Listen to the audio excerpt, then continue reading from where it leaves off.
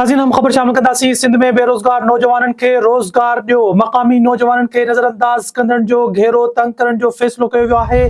सिंध जे social welfare खाते समूरियुनि NGOs खे नौकरियुनि में मक़ामी माण्हू भर्ती करण लाइ ख़त लिखी छॾियो आहे। अहम ख़बर अवां सां शेयर कयूं पिया।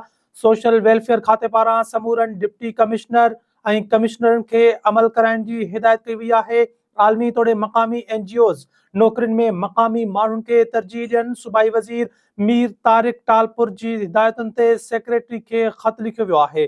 सोशल वेलफेयर खाते पारां लिखियल ख़त ते अमल न कंदड़नि ख़िलाफ़ कार्रवाई जो चिताव ॾिनो वियो आहे। ही अहम ख़बर अवां सां शेयर कयूं पिया।